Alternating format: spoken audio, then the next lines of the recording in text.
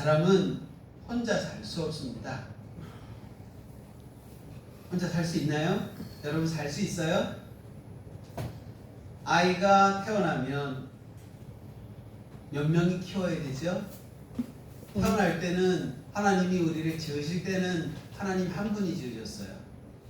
또 부부, 엄마, 아빠를 통하여서 나왔는데 문제는 이 땅에서 사는 데는 얼마나 많은 사람들의 도움이 필요할까 생각을 해봅니다.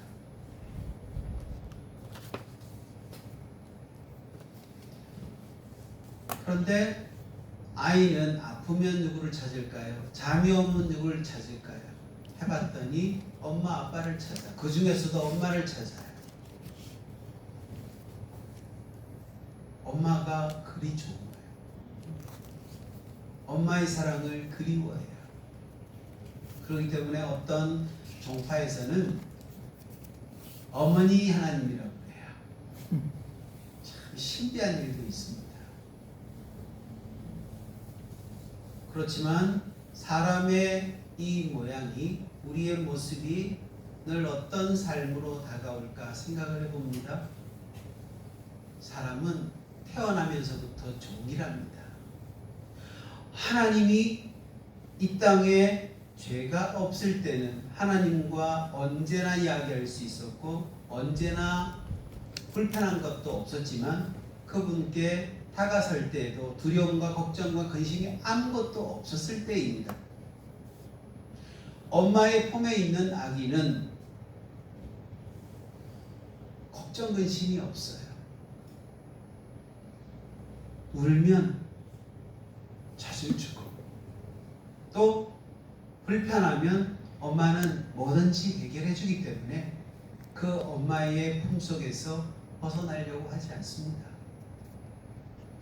그러니 그것이 성장되어졌을 때 이제 좀 자립을 좀 해야 되겠는데 자립을 하지 않을 때는 부모는 속상해합니다.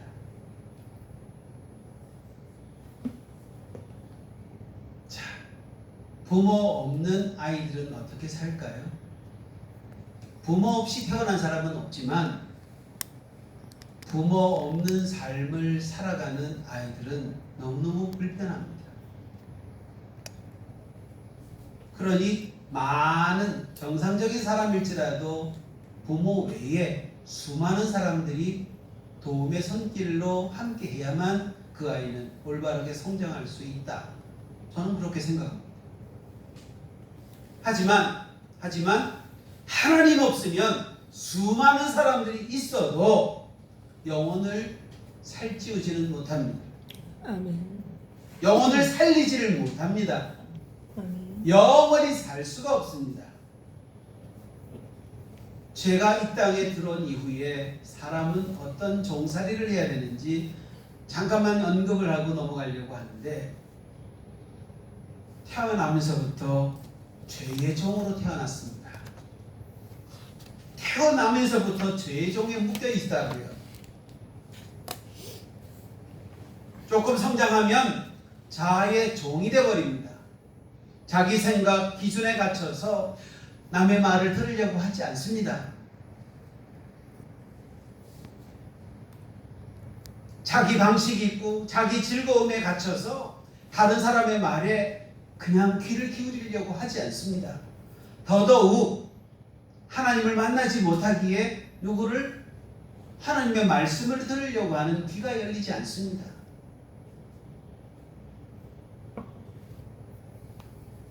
또 세 번째로 보면 육신의 종이 있어요. 정욕과 욕망을 절제할 힘이 없는 우리에게 찾아오는 종살이입니다. 네 번째로 믿음 없는 자의 마음을 주장하는 권세가 있는데 그것은 사단의 종입니다. 다섯 번째로 성공을 위해 묶여 사는 삶이 있는데 이것은 바로 세상의 종이라고 합니다.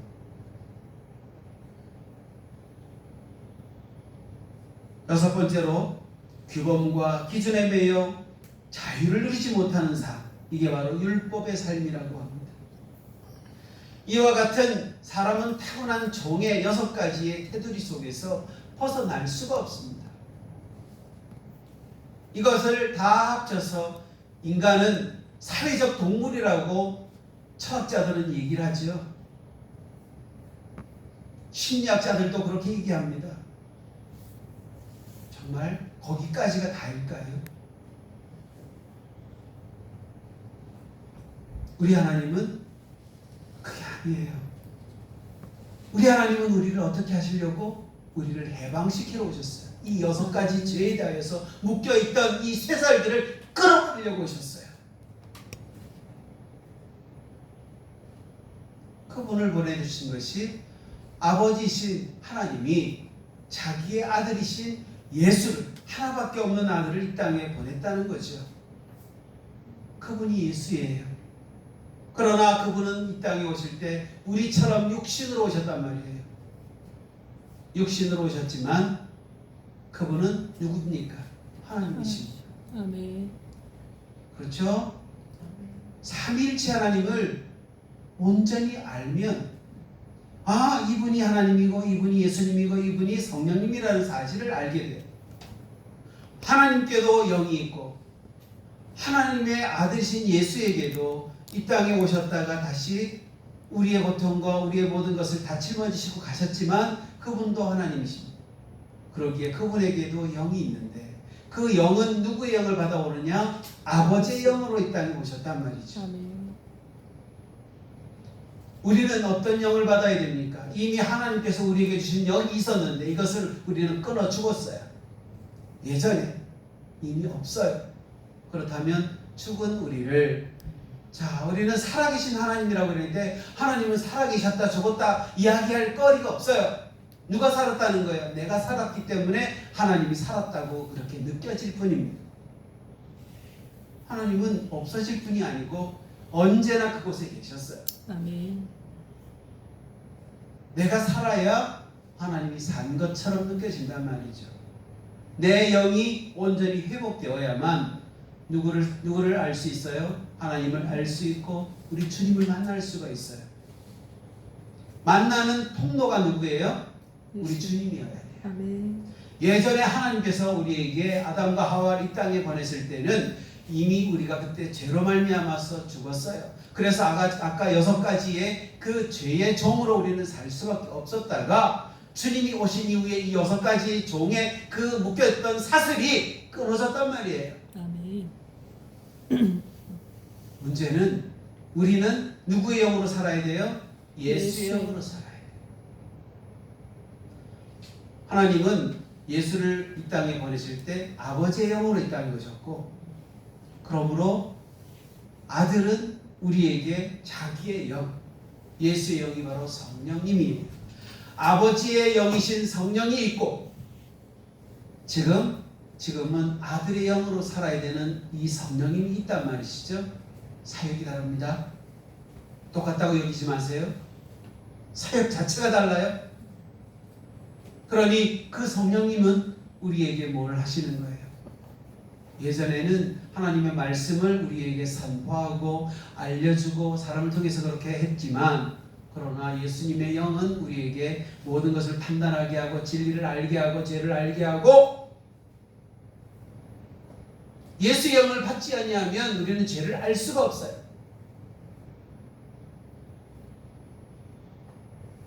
세상에서 가장 위험한 때가 언제입니까? 여러분 아세요? 세상에서 가장 위험한 때. 고린도전서 10장 12절에 무슨 말씀을 하시냐면 그런즉 선줄로 생각하는 자는 넘어질까 조심하라. 나는 섰다고 생각했는데 그게 아니라 우리가 조심해 넘어질까 조심하라는 거예요. 왜? 자신이 남과 다르다거나 뭐라도 된 줄 알거나 남보다 더 낫게 생각하거나 뭘 얻었다고 여긴다면 뭔가 성취의 욕구가 완전히 이루었다고 하는 그런 목적의식에서 이제는 해방되었다고 생각하는 그때 가장 위험합니다. 뭔가 된 줄로 알거든 현장에서 물러나야 됩니다. 어려움이 닥칠 게 분명하기 때문에 현장에서 물러나야 돼요. 자연을 벗삼아 혼자만의 시간을 가지고 가장 힘들고 어려웠던 때를 우리는 되새겨 보아야 합니다. 그래야 사단의 우리를 넘어뜨리는 것에 넘어지지를 않아요. 아멘. 자, 우리의 신분이 뭡니까? 사람은 죄인입니다. 그 본질이 악하고 높임을 받기를 원하며 인정과 사랑과 관심 받기를 바랍니다. 그걸 꿈꿉니다. 그것을 이상적으로 생각합니다. 그렇기 때문에 뜻을 이뤘다고 할 때가 가장 위험한 때이고, 또한 그것을 알고 낮은 마음을 품어야 한다고 주님은 우리에게 요구하고 계십니다. 또한 자신이 뭘 잘해서 이룬 것이 아님을 알아야 한다 생각합니다. 스스로 할 수 있는 일이 아무것도 없는 우리, 본질이 흙에 속한 자임을 깨달아서 우리는 어디로 돌아가요? 지난 주간에도 말씀을 드렸듯이 우리는 흙으로 돌아갈 수밖에 없고 죽음의 골짜기를 넘어설 수밖에 없는 존재입니다. 그러니 가장 위험한 것은 자기보다 못해 보이는 사람 앞에서 자기를 높일 때마다 우리에게 찾아오는 게 있어요. 다른 사람을 멸시하는 마음이 있을 때와 뭔가 되었고 자부심이 있을 때는 아무리 바쁘더라도 그곳에서 벗어나서 주님 품 안에서 세상을 보아야 합니다.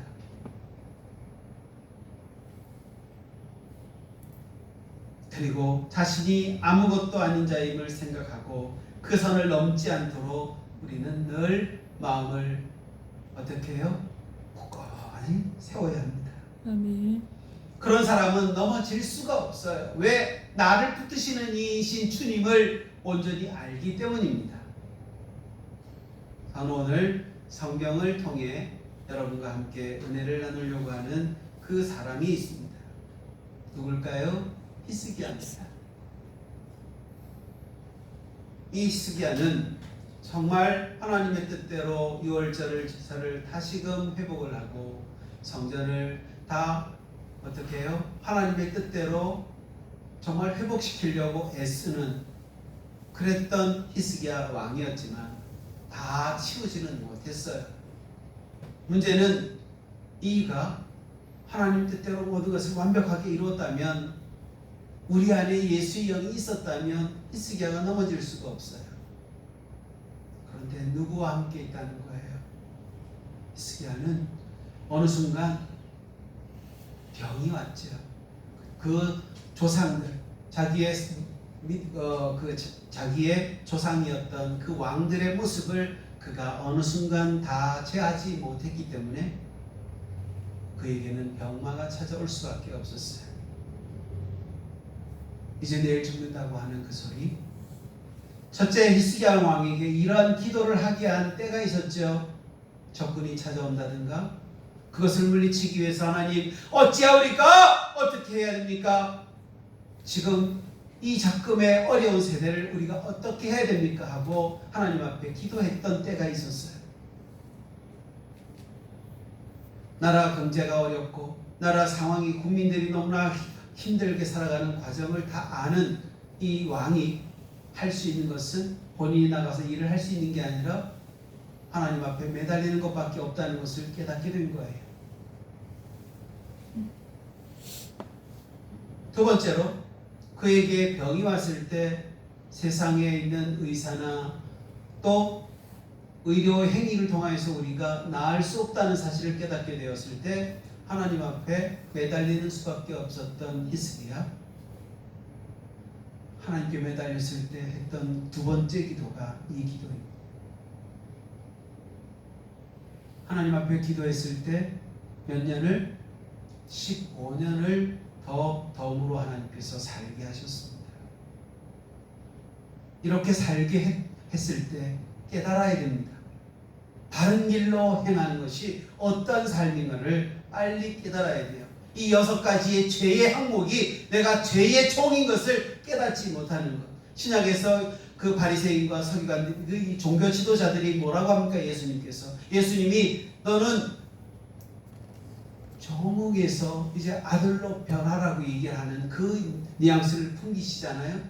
그런데 그들 하는 소리가 나는 종살이 한 적이 없는데, 나는 종이 된 적이 없는데, 나는 아브라함의 자손이기 때문에 종이 된 적이 없는데 나더러 왜 거기서 벗어나라고 하느냐 이거죠.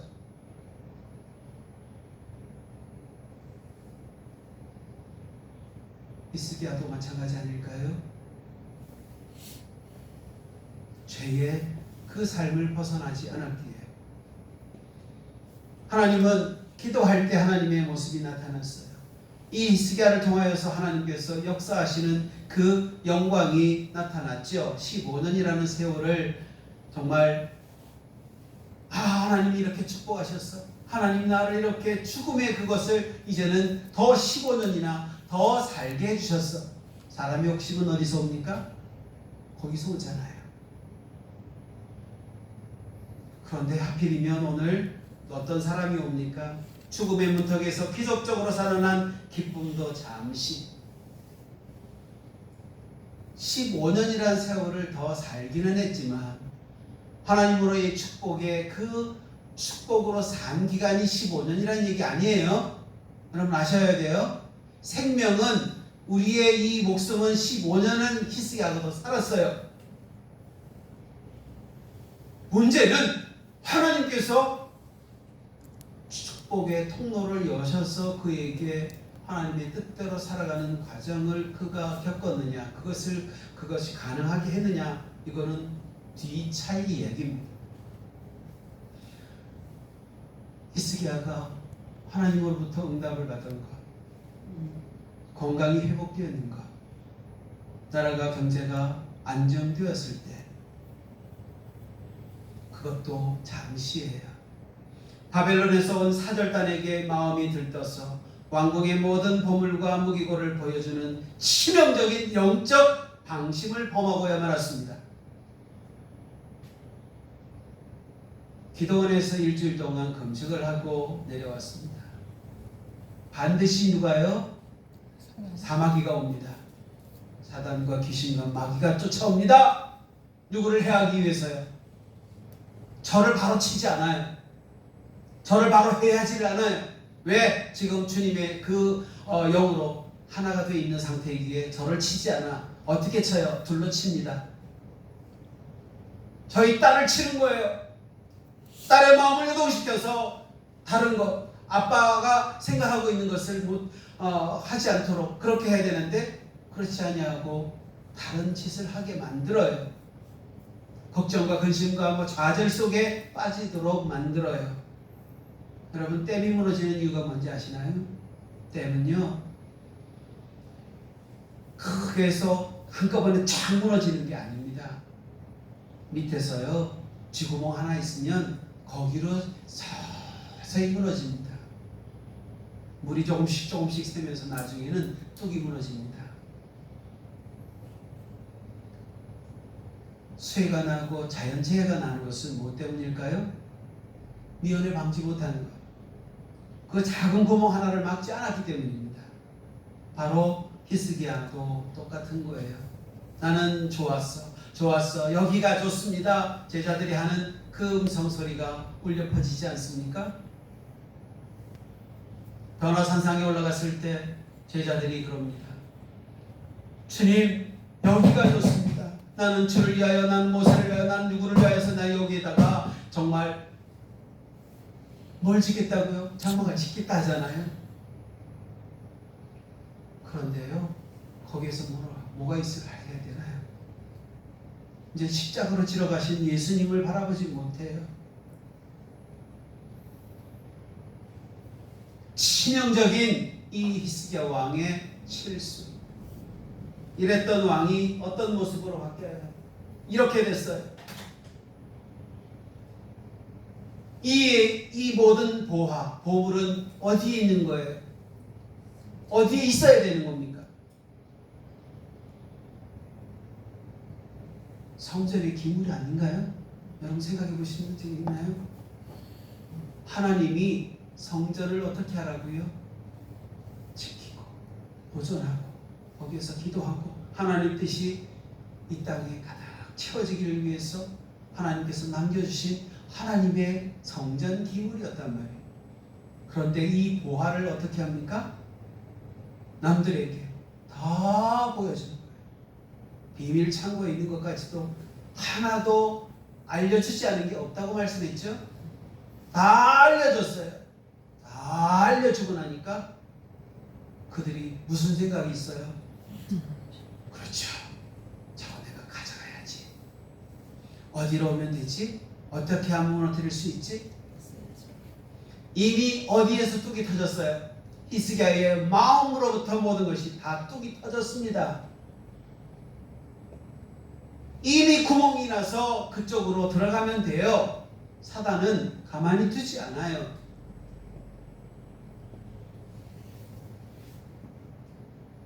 결론적으로 얘기하면 결국 그 모든 보물과 자손들이 바벨론으로 끌려간다고 말씀하죠. 거기에서는 몇 명이라고 했죠? 자기 왕의 왕족들이 몇 명이 가는 거라고 생각하는 거죠. 이 많은 사람들, 국민들도 끌려갔다는 사실은 여기에서 언급이 되지 않았어요.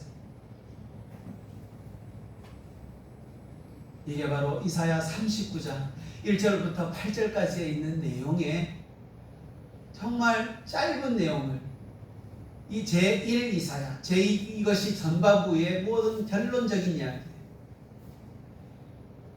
이사야는 그 전에는 아직 포로로 잡혀가기 전의 이야기가 39장까지의 이야기입니다. 이제 하나님을 온전히 섬겨라. 하나님 말씀대로 잘 순종하고 따라라. 그렇게 하면 축복을 받고 온전히 회복된다. 네가 죽을 병에 걸렸을지라도 너는 나았지 않니? 너는 나라 경제가 정말 외침으로 왔던 그 모든 것으로부터 너희가 자유하게 됐을 때 너희들은 어떤 마음이었는지 어떤 상태였는지 너희가 기억하고 하나님 앞에 순종하며 살아라. 그렇게 얘기했던 하나님인데 지금 오늘 말씀 속에서 뭐예요? 이사야를 통하여서 어떤 예언이 터집니까? 그래요. 바벨론 포로로 잡혀간대요. 이것을 예언으로 얘기하셨습니다. 상상을 한번 해보세요. 히스기야 왕이 15년을 더 살았는데 15년은 인생의 목적에 있어서 육신의 생명으로 15년을 살았지만 이제 그 축복이 1년도 안 돼서 다 사라진 것 아닐까요? 이 히스기야 왕의 그 믿음의 바른 행동이 아닌 잘못된 행동을 통하여서 나라가 하나님의 나라로 나아가지 못하고 종살이하게 되는 나라로 거듭났다. 그것을 몇 년 동안 예언한 거예요? 15년 동안, 15년 후에 잡혀간다 이거예요. 그럼 상상을 한번 해보세요.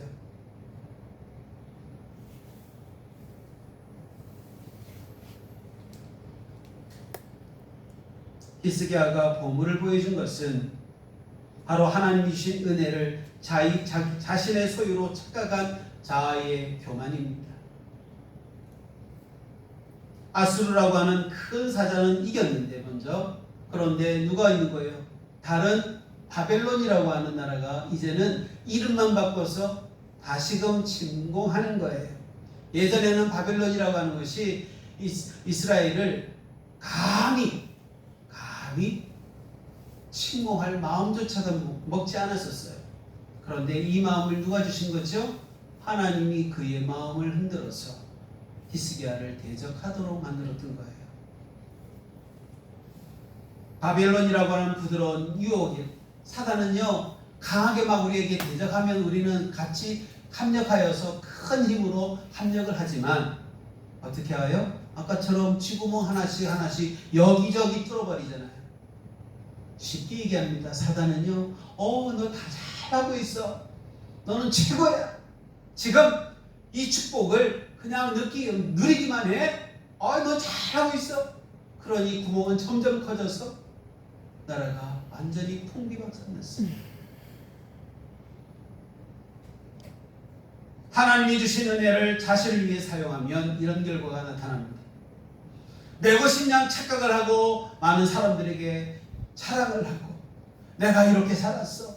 그럴 때 그들은 좋게 여기지 않습니다. 자랑할 때 사단이 같이 임합니다. 그렇게 될 때 더 이상 축복이 아니에요. 그것은 탈취물이 되는 거예요. 저 보물들이 누가 히스기야 왕이 하나님의 것을 탈취한 도둑들이에요. 도적.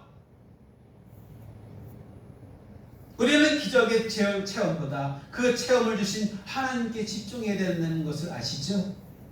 아멘. 선물보다 선물을 주신 하나님께 더 집중해야 되는 거잖아요. 우리 안에 있는 신성한 보화를 세상의 구경거리로 만들지 맙시다. 오직 주님의 영광만을 위해 간직해야 될 저 보화들을 왜 다른 사람들, 이방인들에게 저를 보여주냐고요. 여러분 안에도 분명히 있을 겁니다. 나 이렇게 했어. 아니요. 감춰두셔야지요. 봉인하셔야지요. 예전에는 사역을 하면서요. 뭐라고 다 가르쳐줬어요. 아니에요. 하나씩 풀어야 돼요.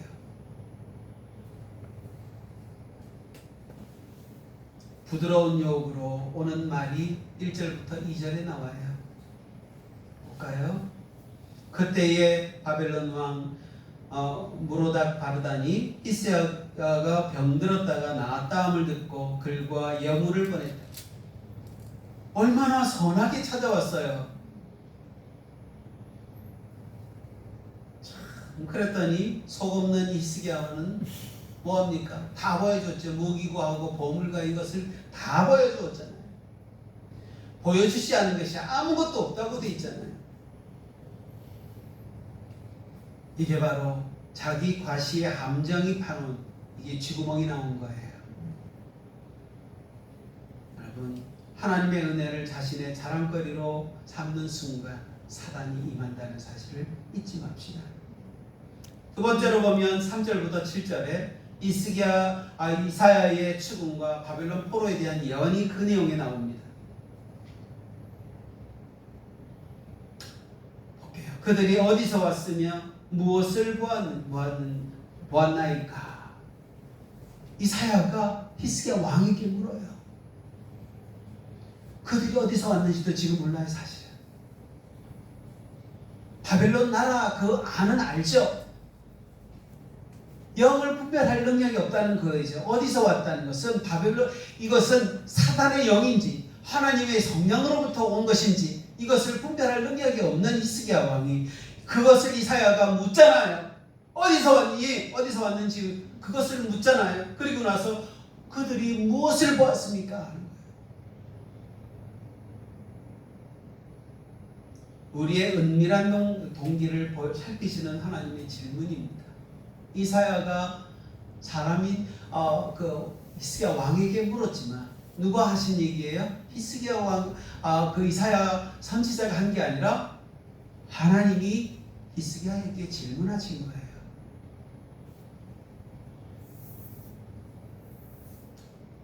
그런데 예언이 뭡니까?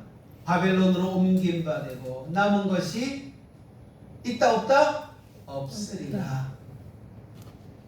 성전의 기물과 하나님의 이 모든 보물들이 다 바벨론으로 옮겨가게 됩니다. 이건 저주예요. 하나님으로부터 지금 이스라엘에게 저주의 메시지, 예언이 떨어진 거예요. 이 말씀을 듣자마자 아마 아까 먼저의 모습 죄를 덮어쓰고 회개해야 되지 않을까요?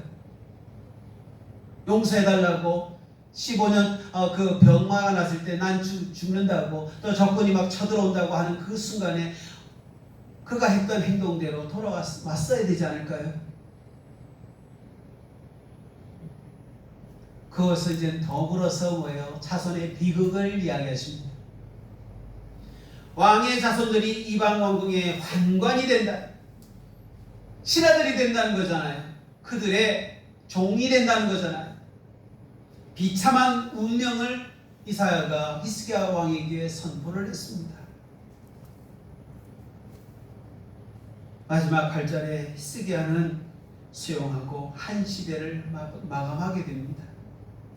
히스기야가 이사야에게 이릅니다. 당신이 이른 바 여호와의 말씀이 좋습니다. 이제 깨닫는 거예요. 내 생전에는 평안과 견고함이 있으리라 하니라 했지만 이게 평안과 견고함입니까? 잘 먹고 잘 산다고 그게 평안과 견고함입니까?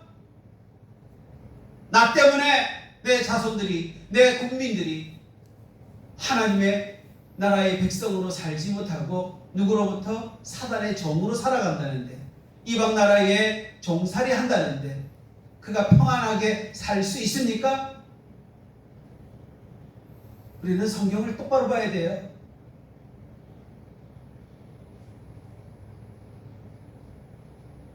그래서 40장부터는 종살이하고 있는 바벨론 포로의 생활을 거기에서 언급을 하고 있단 말입니다. 기적의 기쁨. 우리는 병마가 낫는다고 거기에서 머무르려고 해요. 사역을 해보면요, 못 걷던 사람이 걷고요, 못 듣던 사람이 듣고요, 그 다음에 암이 나았는데도 불구하고 하나님께 찬양하기보다, 하나님의 일을 하기보다 뭘 하는 거죠? 차람거리만 자꾸 늘어놓으려고 하는, 저는 그 간증하고 다니는 사람들의 말이 예전에 처음에 했던 간증과 지금 몇 년이 지난 그 지금의 간증을 다시 들어보면요, 내용이 달라요. 언어가 달라졌어요. 그럴 때 누가 임합니까? 사단이 임해요. 사단이 임하고 나면 현실에서는 잘 살았는데 어디로 갑니까? 나중에 지옥 가는 거예요. 조심해야 돼요.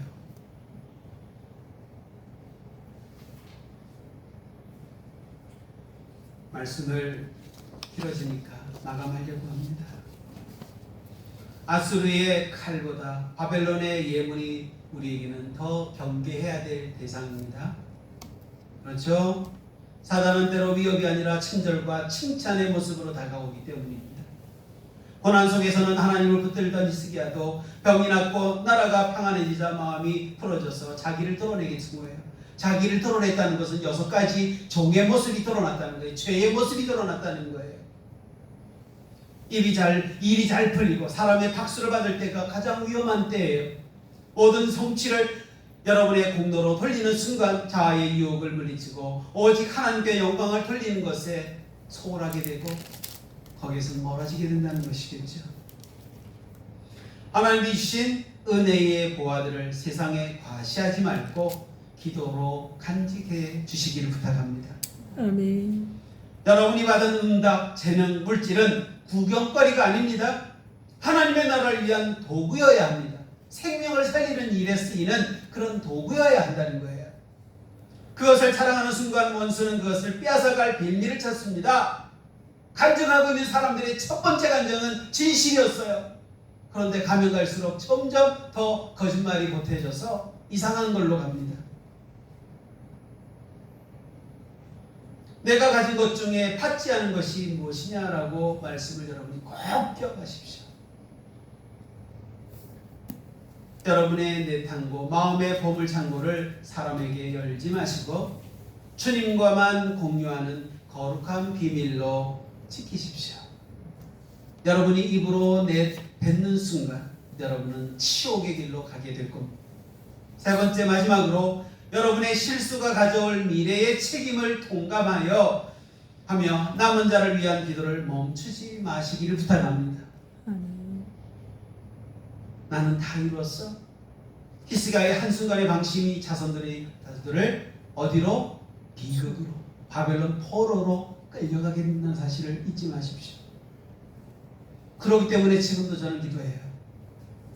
지금도 우리 아이들이 온전히 하나님 앞에 바르게 서기를 지금도 잘하고 있다고 자기는 생각할 때 저는 기도하고 있어요. 하나님이여, 저희의 그 영을 붙잡아 주셔서 하나님께서 온전히 회복되어져서 하나님의 일만 가능하게 하시고 온전히 그들의 착오가 아버지 이제는 점점 끊어지게 하소서. 주님과 온전히 소통할 때 이 나라, 이 민족이 회복될 줄로 믿사오니 도와주옵소서. 아멘. 기도해야 되는 것이 그의 나라와 그의 의를 구하는 것이 먼저입니다. 그 이후에 이 모든 것을 더하시는 하나님의 은혜, 축복의 통로가 그때 열리십니다.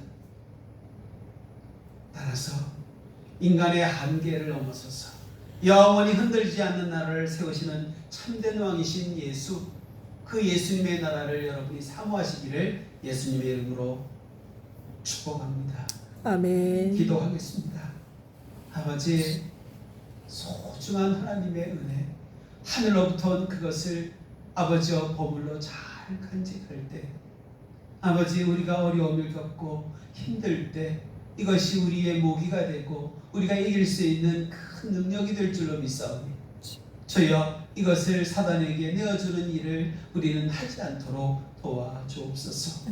성령님, 영적인 분별을 온전히 하여서 아버지, 이 세대를 정말 분별하고 아버지, 이 세대를 따라가지 아니하고 오직 하나님의 그 은혜, 주님의 뜻대로 살아가는 종들이 될 수 있도록 축복하실 줄 믿사오니 히스기야 왕처럼 아버지, 잘 된다고 아버지 마음을 놓았다가 다 잃어버리는 그런 삶이 아니라, 그리고 대대 손손 저주거리가 되고 말거리가 되어지는 것이 아니라 하나님으로부터 우리에게 정말 영광을 받는 그 순간까지 주님을 더욱더 사모하고 주님께 앙망하는 자가 되어서 아버지, 한 걸음도 세상 앞으로 나아가는 게 아니라 주님께 나아가는 저희의 모습이 되도록 인도하옵소서. 아멘. 믿사옵고 감사하신 예수님의 이름으로 기도 올리옵나이다. 아멘. 아멘. 아멘. 아멘.